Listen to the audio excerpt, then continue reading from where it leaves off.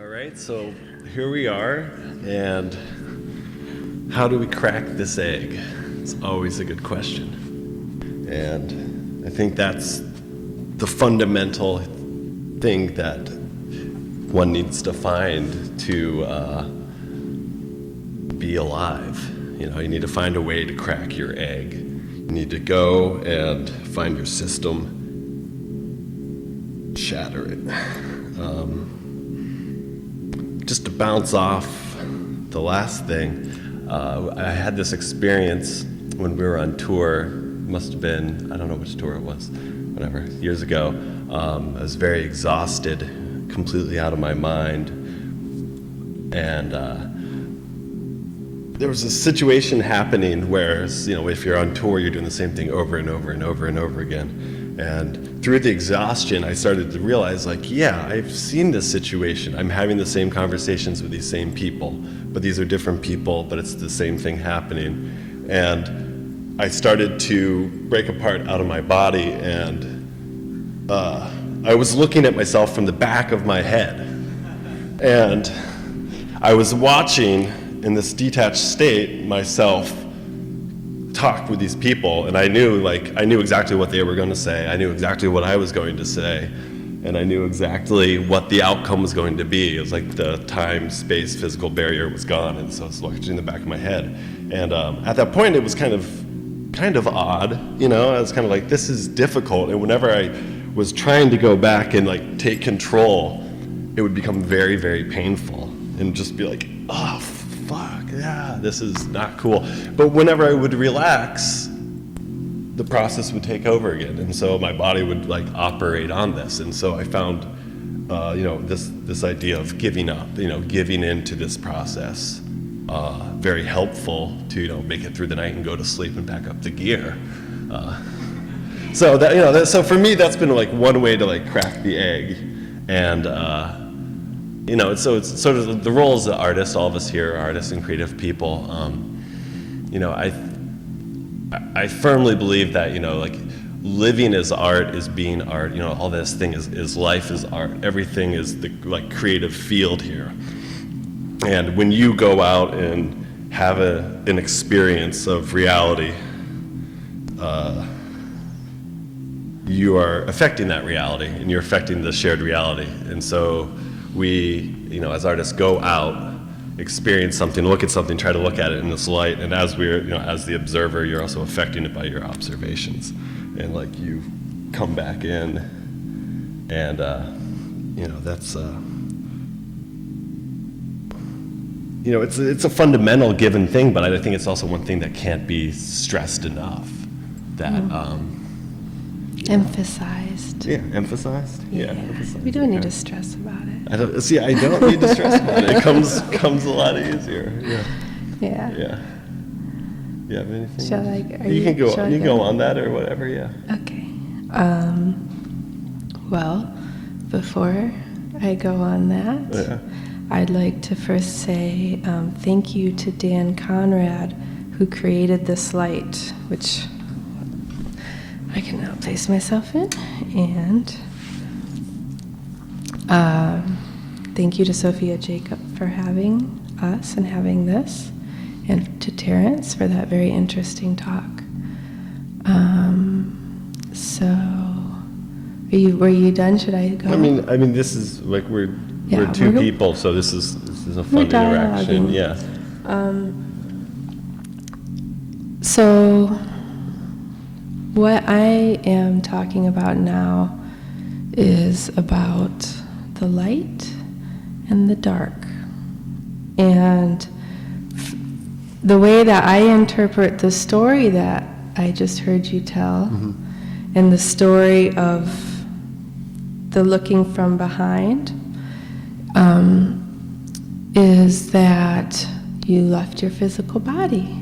And so when you leave your physical body, it's kind of unmanned and it's open. And so that's when things move in. And we are trained to look that way also, because we look that way for things, spirits. And I know I'm not making sense, And that's totally fine. I think you're making sense. Because up to about 3 years ago, maybe, when I met Victor Torres, oh, she was here, I wish I could say his name right, Victor Torres. Previous to that time, I think I looked at lightness and darkness as metaphorical and something separate from me. Or I'm not sure how to say. All I know is that it's undergone a radical change in 3 years in the concept of a demon. That's, to me, was something that previously I refused to take it seriously, because if I took it seriously, that meant it could affect me. And so that was, my choice was to other outside it. But maybe about 3 years ago, I began to take the concept seriously. Of demons? Yeah. And demons being, one word for, I like to call them dark energy. I prefer dark energy, but demon seems to be more effective, which is why dark energy is nice, because yeah. So anyway, in the past 3 years, I've begun to understand that there is, each of us, we have our own personal light and our own personal darkness. And that's one thing, and we all know that. And that there is also dark forces that are outside, which do want to affect our darkness and feed off of it. And those things are active and real. And just as much as the light, the true, everybody knows the near-death experience, I hope, before you leave your body. You look at it from above, which is what to me, they're referring to that when you're not in a body and you're watching your spirit. And then you hopefully travel to the white tunnel of light that you see. So that figures into me in living. You gotta deal with that. And also in what I choose to create. And I believe strongly that consistently and constantly choosing the light is necessary and very important, and that it's good to recognize and accept that darkness is there, to accept, but also choose the more interesting is to see at the light that can be there, but I'd rather look at the light. I think that's as much as I wanted to say about lights and darks. About lights and darkness. Yeah. Well, I can talk a little bit more Okay. too about that. I mean, it's kind of so.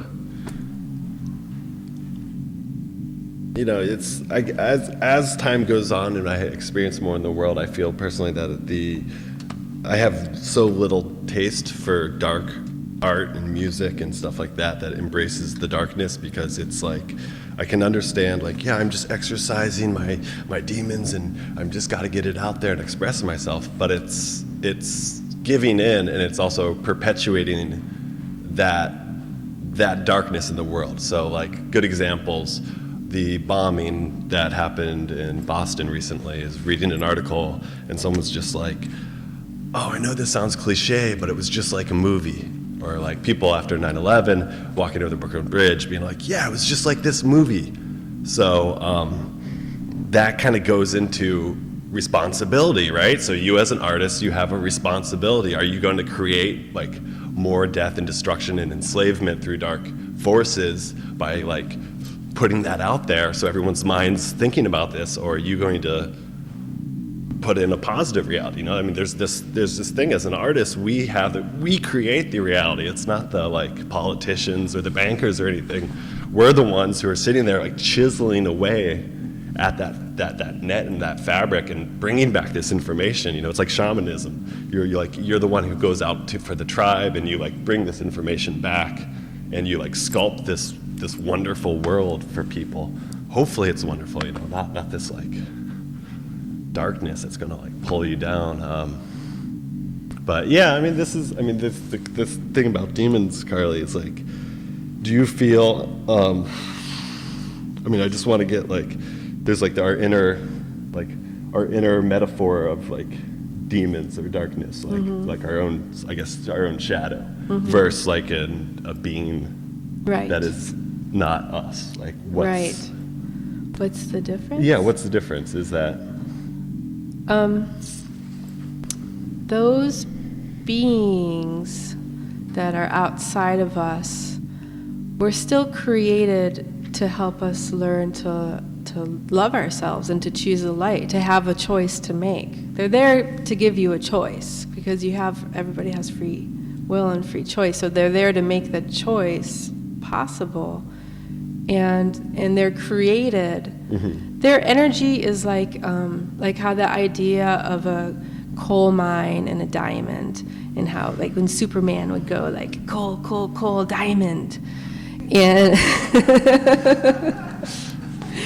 and that's what demons are like that too. But the coal is all of our fears, all of our negative thoughts, all of our everything that you would think that you would put there in the blackness that people do at all. And then they get compressed into their own light that can affect and be a separate force, a separate being. But they still have light, you know. They still can choose the light too. They want the light. They're like, they don't know. They're there's different levels. Yeah. But you know, they're kind of dumb. They're kind of dumb. Yeah. So are you done talking about responsibility? Did you emphasize responsibility? I talked about responsibility. Yeah. That's okay. Nice. Wait, maybe I have a question for you. You can, give me a question.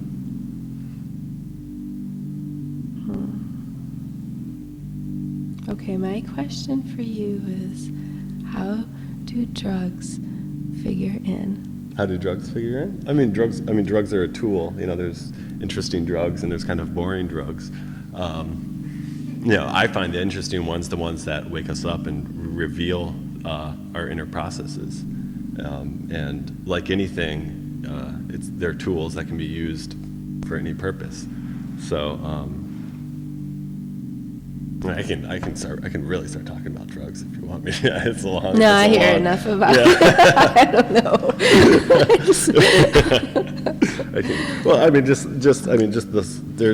I think the most important thing is casual versus intention. Like there's nothing wrong if you use a tool to alter your consciousness intentionally. It's like when you do it casually, I think that's when it becomes problems, because then you're not aware, and I think that goes down to anything at all. And that's when spirits and demons come. Yeah. That's one of the things.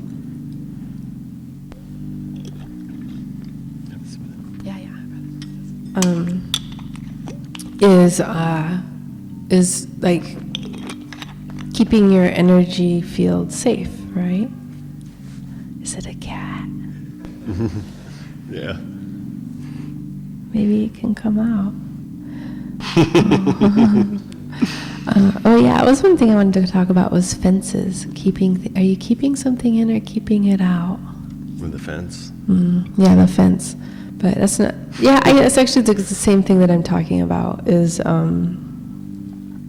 the fence around your energy, and that keeping your energy field. If you envision it as a sphere or a bubble around you, strong and safe,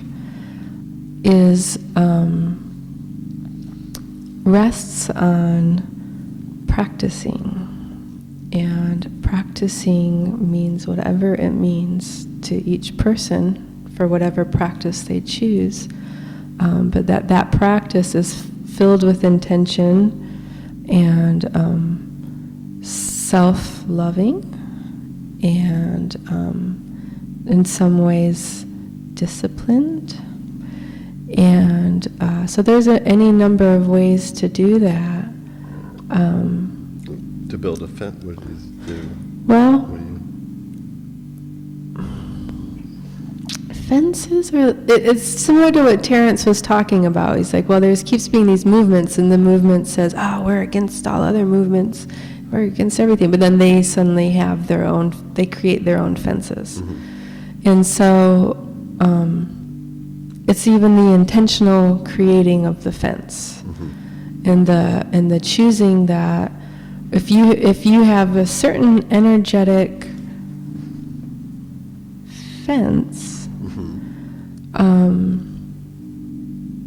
well, one, it's important with every fence to choose whether it is for keeping energy in or keeping something out, and to not have it go both ways necessarily. What else do I want to say about energy being strong? I think you can fill in here. I can just, Yeah.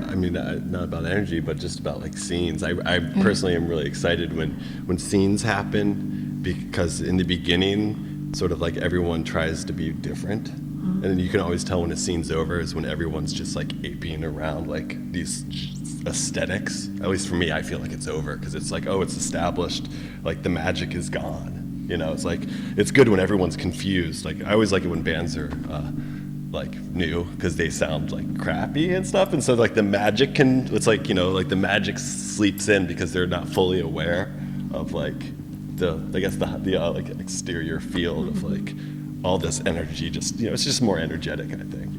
It's just like, oh yeah, that scene's dead. Everyone looks and sounds the same. Well, I think that's kind of, a lot of people do that. I think what you're talking about a little bit is judgment. Yeah, totally. And judgment is something that seems to be necessary to live in this consensus situation. But I honestly believe that that can be completely released, and that there is a difference between judgment and discernment and personal discernment, and that for you could be, oh, I discern that I'm no longer interested in that. I discern for myself that I'm more curious about this something else, which is different than a judgment, which is maybe like, oh, that scene's dead. Yeah. I don't know. Yeah, no, Or that's maybe good. not. That's the difficult part, because you're dealing with like, you're just trying to, what works for you. Everyone serves a purpose, right? Well, it's about presentation, and about word usage is so extremely important. Even for me, things that I'm currently working on, words I'm currently working on, are emphasize instead of stress, or really. The other words that kind of fit in there. What? I just didn't know what the other word you said. Really? Really? Yeah. Okay. Emphasize. I'm working on emphasize, and I'm just starting working on this one. This one I really need is instead of I don't care, because I do care. That's okay. So I usually say I don't care. Da da da da. That's okay. Word choices are so important in the reality that we create each and every moment. Yeah, it's just like the fundamentals of consciousness is you have an experience, and then that experience is beyond our senses. And as soon as we say it, right? As soon as we say it, we put this skin around this experience and like try to, it's packaged, and it's just like, this is how I can deal with this so I can move on to other things, So it's very, I mean, that's like the basic process of creation. So yeah, it is good to be conscious about that. Extremely conscious. This is your open part. Okay, thank you. I appreciate that.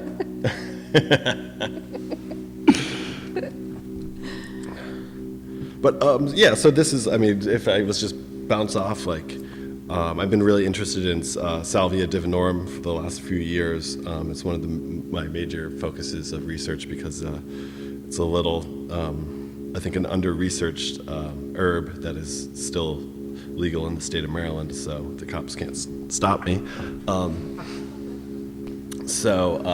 Part of the experience is when you go really deep with that herb, and you go to these levels of different states of consciousness, one of the fundamental experiences that seems to be happening is that the experience is not being, you're unable to properly even express that experience when you return to your quote unquote normal consciousness. So its function. It's really, I mean, I find it, I'm hyper fascinated with it because it has, the way it communicates is like there's this core experience, and the way your brain tries to bridge your normal state versus that state, the bridge is made up of memory, feeling, and I guess emotion and feeling is kind of the same thing, but to have an experience to like decode it is, I don't know if it's pretty fascinating. I could keep rambling on about that. Why don't you take a deep breath? You think there's more I should go on about that?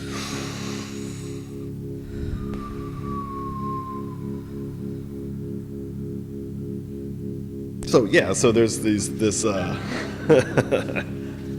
so there's states of consciousness that we can use a tool, say like Salvia divinorum, that you go into that you are not unable to translate back to this level. It's a tool, so it's like you can keep accessing it, and you get like more and more like information that comes out of that. And so as you get more information, how well are you? If it's something that's like, I don't know, for me, I find it very challenging because it's like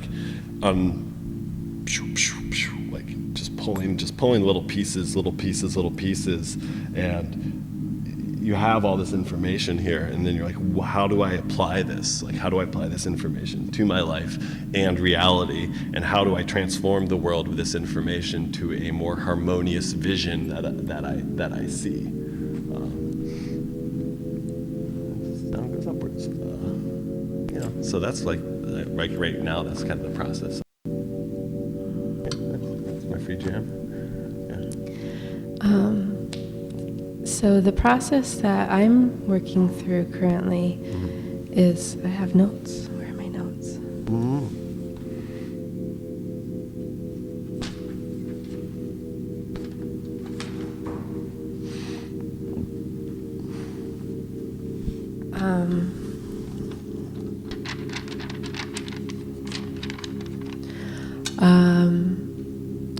So I recently was in New York City, and I did an installation for a couple weeks called the Idea Machine.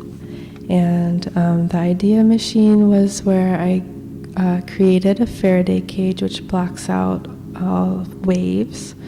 And within the cage, which I would sit in with another person, ideas would come. And so it's tuning into ideas more. So in one of these interactions, somebody whom I was conversing with mentioned that they thought that what we were doing was socially engaged art. And I didn't, whatever, we were doing whatever. But it stuck with me, and I was thinking about it later. I was like, socially engaged art? I don't know about that name. It's so dry and academic. And also it brought back this scar to some degree of when we would play music, and it was in, I guess, the 90s. because it was right around 2000 and 2001. I think it was around 2001 or 0 when the term noise began to be used. It really wasn't, I mean, it was a term before that, but it wasn't a genre. Not that there weren't things, but it was not in modern parlance. And so, thinking about those days when we were aware at that moment of when it was happening, that there was kind of this thing. There was, our friend Liz Armstrong wrote a article for the Village Voice, and it ended up being named Garbage-tronica. So there was some discussion about Garbage-tronica. So noise seemed okay after that, I think. So I like garbage though. But anyway, so thinking about that, I was like, well, I better choose a name for what I'm doing, because if I don't choose it, someone else is going to call it something, and it's not just what I'm doing. I mean, apparently, I don't know. So I decided that the name that I'm going to choose is Love Art. And Love Art is an intentional fence. And it is also, a genre. It's over. It is a movement. It is a medium. It is a community. It is an action. It is a concept. And it is many more things. Love art constantly creates itself. I'm just a tiny, tiny, minuscule piece that is naming. But the name is just the tiny piece of the reality, which is immense beyond our imagination, because each act of love is a piece of art. I'll say it again. Each and every and all loving acts of love, kindness, are in and of themselves pieces of art.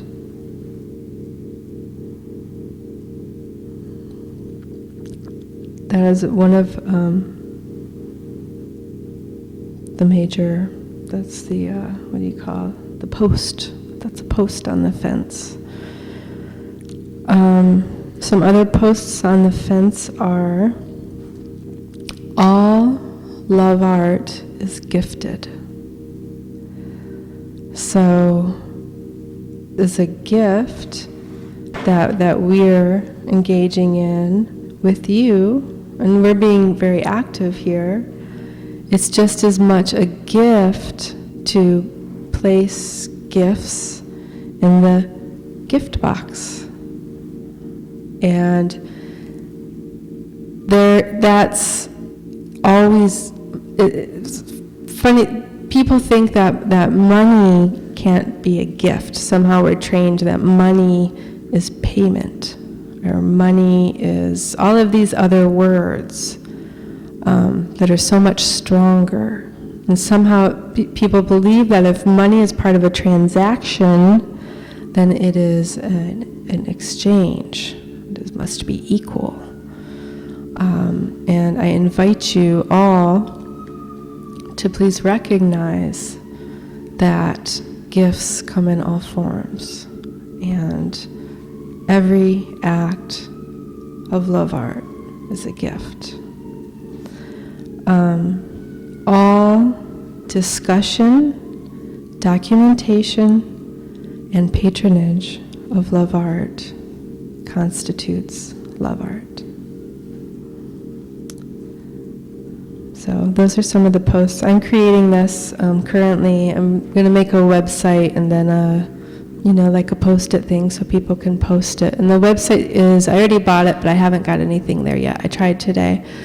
loveartloves.com. Ta-da! Anything else for you? I mean, if anyone has any questions, I'm good. Yeah. I'm good with what I said. Yeah, maybe that other light from there can come on so that we can see people too. So, yeah.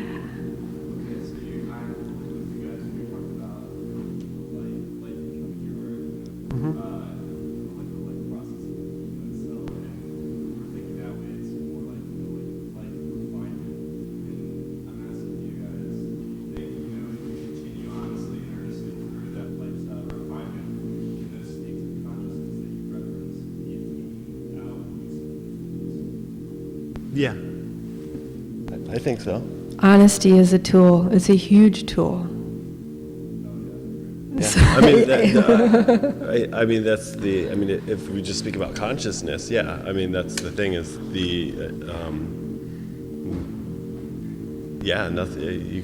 You can do things and you can experience things and you can always the thing is with tools, the tools that you use to alter your consciousness, they put you have to treat them intentionally and go into them, and it's giving you something, the brain translates our conscious experience, or doesn't. I don't think it really generates it, but it helps. It's like the field between it, and so whatever you experience is possible to experience at another time without that tool if you go in there intentionally and you learn from it. So it's like it's a working system, much like like yoga or drugs or whatever, isolation tank, that kind of thing is like breathing, talking, yeah, conversing, yeah, setting up corporations. Yeah, it's all. I mean, if you can be honest and earnest, you're done, it's hard. Yeah. Yeah. You keep going. Yeah, This is a dialogue. So, when you're kind of, I see demons as like societal things and mechanisms that we have for distracting ourselves and distracting from being prone to the kind of emotional flow that comes with, personally, I think of diseases and whatnot. And so, if you're thinking about that and kind of lessening these distracting mechanisms that are instilled in us when we grow up, and we're facing these big things like loneliness and isolation, depression, these sorts of things, and if these are, do you think, how valid do you feel like, and I'm totally with you with like darkness being expressed in a negative sense, but promotes cyclical negative behavior. A lot of this is seen like the tough guy Harper scene and other things like that, but do you feel it's valid for a true expression of genuine things that are unavoidable when life refinement is actually taking place? It, to me, is just so much more interesting, the action of choosing the light. And so that, to me, in what you're describing, is saying to myself, what's the opposite of loneliness? And I guess it's community. And so how do I bring community into my life? And every action that one repeats, I am community. I'm going to become part of community. The creation of if you're feeling the thing as the heaviness or the darkness, expressing it is, I'm not saying it shouldn't be expressed, but it should be succinct. And it should be as a tool of recognizing, okay, well, that's what that is. And so now I am going to. I think the process, it's not about just looking at the light. You have to face the demons. You have to face them to get to the light. It's not about like avoiding it. Like when you avoid the demons, you feed them. You keep them enslaved also to you.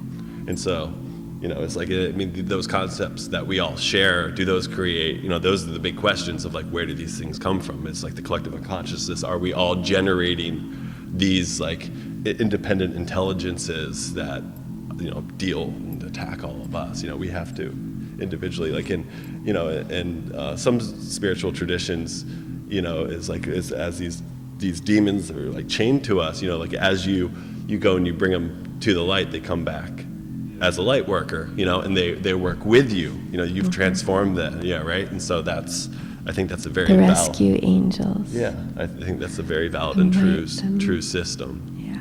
And like, I guess in art, there's that responsibility of, if you do focus on the darkness, make sure you have the light there also to become a transcendental, form, to be like, oh, yeah, this is reality. It's ugly, but it's also beautiful. Yeah, it's just in other terms, it's like the alcoholics who become sober and then they want to mentor others or go into counseling, and it's that thing. It's the same thing. Yeah, the wounded, like shamanism, the wounded healer. Like you go through a death rebirth cycle and this kind of thing. Yeah. Something. Are there questions? Yeah. You did talk about drugs. I asked on He did. Yeah. Do you have any drug questions? So I guess we talked a little bit about it, but this is kind of like a personal question. Can I ask her? Of course. Yeah. So talk a little bit about like what kind of darkness or what kind of demons you guys personally have yourselves.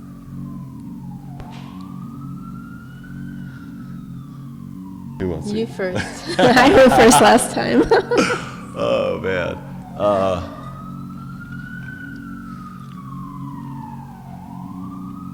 Well, I guess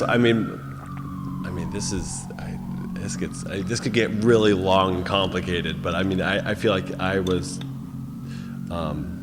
obsession with a entity that didn't exist, that I was generating, which became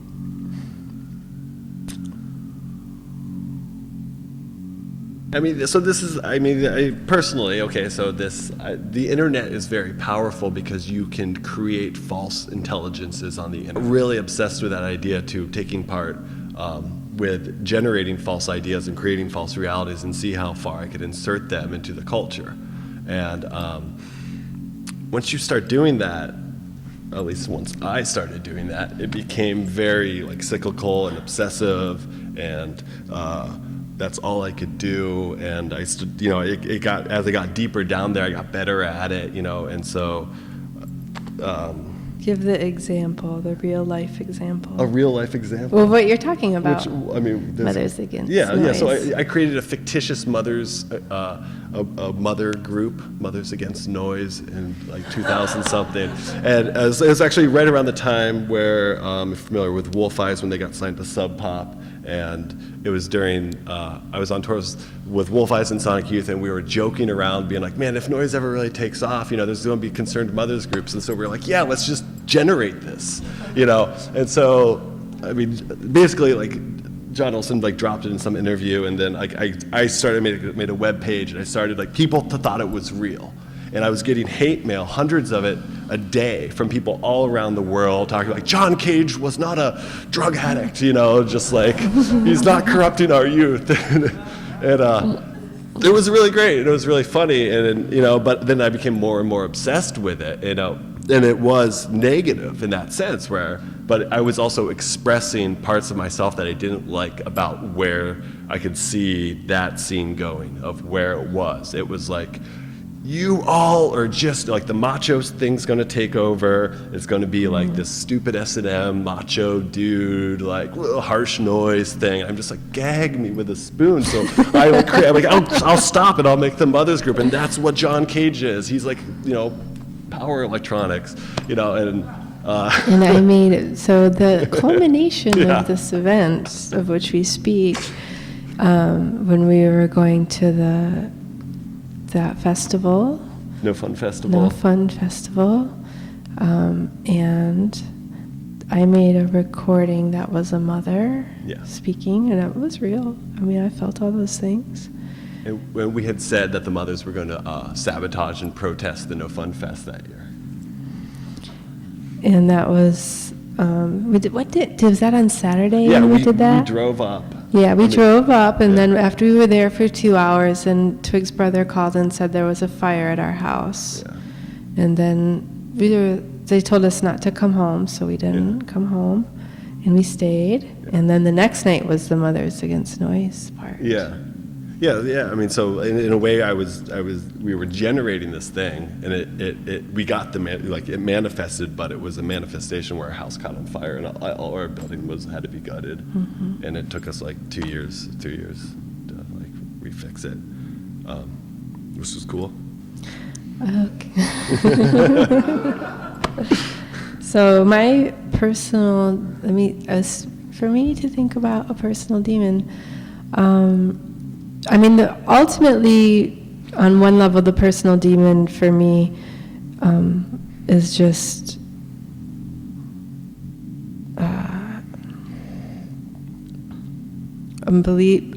believing that I could be anything but protected. So I am protected.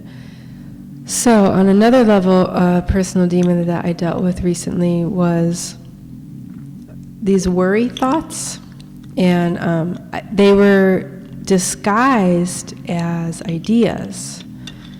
And I love ideas, and I will engage with ideas, and I love ideas. And so I didn't realize that these worry thoughts were actually fear and disguised as ideas. So I, through dialogue and through recognition and through showing them the light, have managed to change the worry thoughts. I guess they're mostly just not so much there anymore. But it's still a thing, it's a process. Any other questions?